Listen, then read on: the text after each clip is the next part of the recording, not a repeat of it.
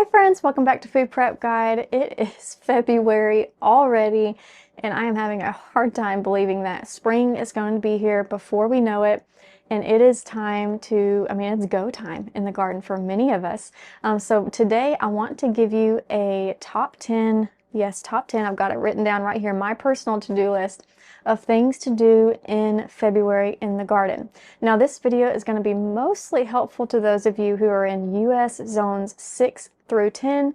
If you're kind of in those lower zones of 6 and 7, you're going to want to do these towards the end of February. If you're in those upper zones of 8, 9, and 10, you'll want to do this list kind of in the earlier February, like right around now, within the next couple weeks. If you are in the southern hemisphere, from what I understand, my to-do list in February would be your to-do list in August. So just take that for what it's worth. I always recommend doing your own research.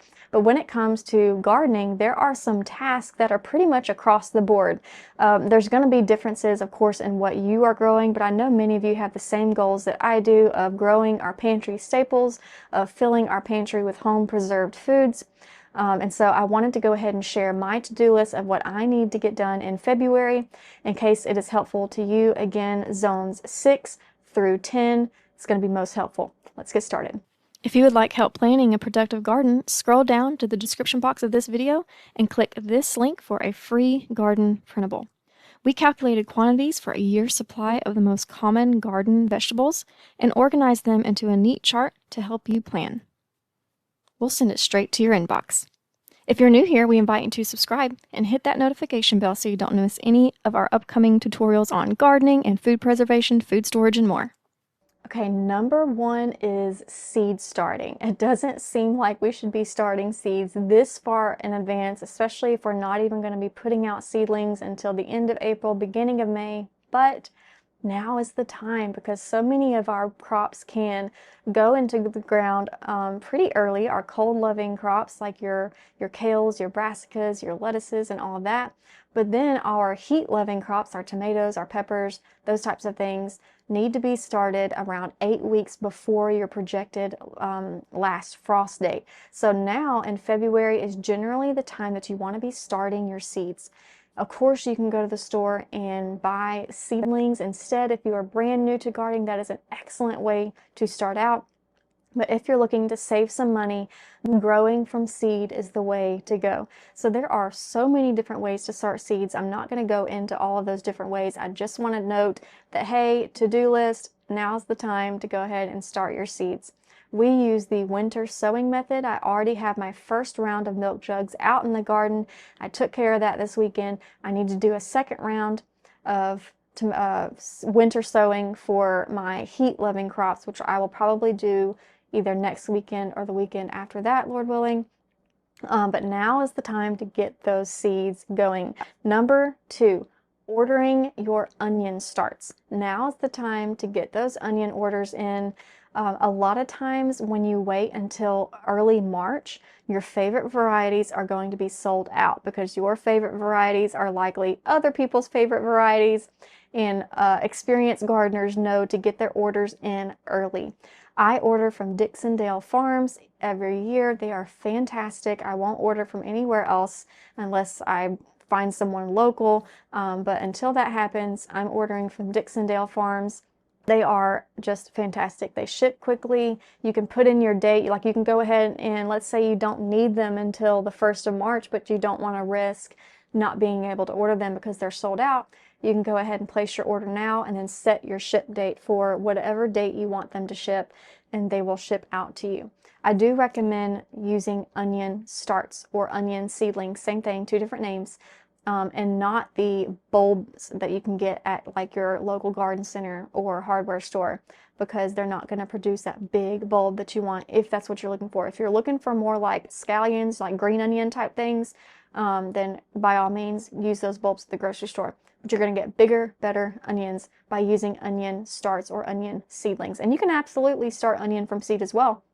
I know several people have had great results from that. I've seen lots of YouTube videos here on YouTube for growing onion from seeds. I have not started that yet. I just appreciate Dixondale Farms taking care, letting the pros take care of that for me for this particular crop. but now is the time to get your onions in. And for many of us, they actually go into the ground the end of February. So it's actually ordering time and planting time depending on your specific zone. Number 3 is to prep your potatoes.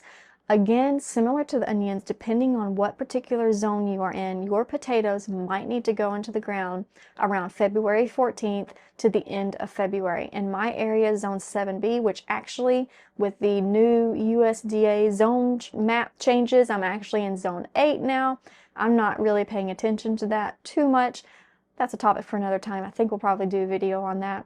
But I am going to be going ahead and putting my potatoes in the ground the same time I always have, and that is around Valentine's Day. So that means that in the beginning of February, I need to go ahead and get my potatoes so that I can be sprouting them and prepping them for going into the ground and getting a slight head start on the potato growing season. Now, in years past, I have purchased grocery store potatoes and just sprouted those and used those as my seed potatoes. But this year I could not find, we love Yukon Gold. We love growing Yukon Gold potatoes, and I couldn't find organic Yukon Gold potatoes in my area for a decent price. I did find them, but I had to pay an arm and a leg for them, and I wasn't going to do that. The thing with growing grocery store potatoes is that you do need to buy organic, because the non-organic are sprayed with a sprout inhibitor chemical that makes them not want to sprout, and we need them to sprout. But because I think it was that organic label, the price has just skyrocketed. So I looked around and I was so blessed to find a local farm store who was selling 50-pound bulk certified seed potatoes for $35, and I am just blown away. I wrote that down on my blessings list to just help me remember. I love writing down blessings from the Lord and being able to look back and see just how He has been kind to me and merciful and loving. And one of those things this year was being able to find 50 pounds of Yukon Gold certified seed potatoes for $35. I just was blown away. That might be a normal price for y'all, but it is not something that I have ever been able to find here in my area, especially being Yukon Gold. I feel like that was such a gift, and I'm just so blessed. So now I've already ordered those. So this year I'm actually using certified seed potatoes for the first time on a larger scale, but I still need to sprout them just like I would grocery store potatoes. Now, I guess I shouldn't say need, I should say want. I still want to sprout them. You don't absolutely have to. You can absolutely take that potato and put it straight in the ground and it will grow. But I want to get maximum yields out of the seed potatoes that I put into the ground. So that means I want to sprout them first, so that I can then cut them so that each chunk of potato has at least one eye, one sprouted eye on it. And then that one seed potato can then suddenly turn into 3 or 4 potato plants versus only 1 potato plant. I might do a side-by-side experiment this year where I do whole potatoes versus the cut up potatoes, but we'll see. But now is the time to get those potatoes sprouting. We are going to be doing a video all on sprouting your potatoes, and I'll be sure to link that in the description box below so that you can go and check out how to sprout your potatoes. Most of us in zones 6 through at least 9, maybe 10, now is the time to gather your potatoes and start the sprouting process. Okay, number 4, prep your beds. If you didn't prep your garden beds in the fall before winter, then now is the time to do that. Normally, I will prep my garden. When I say prep my garden beds, I mean get them amended for whatever is going to be planting in that particular location. Normally, I do this in the fall, but since we are switching to woven ground cover weed fabric this year, I knew that was going to change where I was going to be planting things, and I just wasn't on the ball enough to be able to have everything mapped out exactly where I wanted it to go back in November. So I just left it. I covered the ground. I used the chop and drop method in the fall when I'm putting my garden to bed. Instead of uprooting plants, I will take scissors or pruners and cut the plant at the base where it meets the soil level. Allow those roots to stay in the ground. Lay that dying plant on the ground and use it as weed cover, and the rain and the snow and all of that will over time help those plants to start breaking down and start feeding that soil over the winter. So that's all I got done this year, which I'm fine with that, but I still need to amend my garden beds, and I need to do that around now. Basically, the rule of thumb is to, if you don't do it in the fall, is to amend your soil as soon as your ground thaws. That's going to be different depending on where you live. For many of us, that's going to be somewhere towards the end of February, maybe even middle of February. Our ground is already thawed. We do have one more frost coming, but it's only going to be 1 to 2 days, and then it's going to be right back up into the 40s and 50s again. So when your soil thaws, that's going to be the time to amend your soil. There are so many different ways that you can amend your soil, and I'm not even going to be able to go through all of those types of details, but I do highly recommend garden planning so that you can know what is going in that location, and you can amend that location with the amendments that that plant needs. That's how you're going to save money versus amending an entire square foot area of garden with it's gonna, a lot of cost goes into that when you're amending a large area. But if you can concentrate it and pair amendments with plants, you can save money and be more efficient with your gardening space and your garden planning. So I highly recommend that. That's what I'm going to be doing this year. We are switching to 50-foot rows now that we're using the weed fabric. So I have a lot of amending to do soon within the next few weeks. Okay, number 5.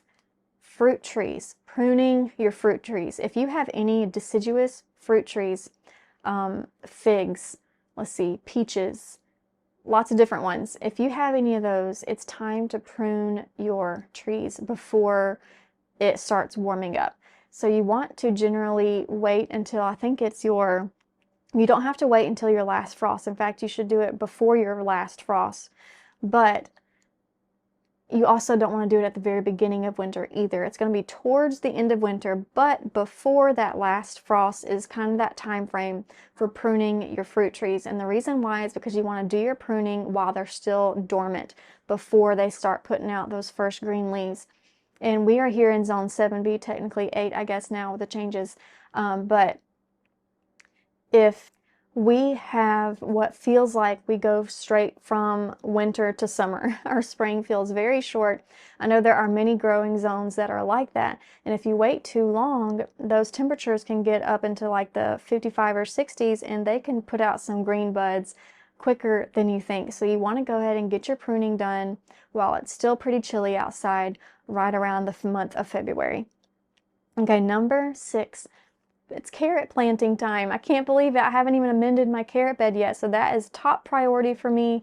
This coming weekend, I plan on amending my carrot bed, getting it cleaned out, getting all the bone meal and stuff in it, some peat moss, maybe a little bit of manure, not too much manure, mostly bone meal. Bone meal needs, or root crops need the potassium or phosphorus that is in that bone meal. There's some other options for adding that phosphorus, but root crops need phosphorus. If you have struggled growing carrots in the past, you may not have had enough phosphorus in your soil. So look into that. But I need to amend my beds, but not just amend, I need to go ahead and plant carrots. So if you are in zone 7 through 10-ish, 6 through 10-ish, it might be time to be putting those carrots in the ground. They love cool weather. They do not like hot weather. So like I said, we go from winter to summer, it feels like.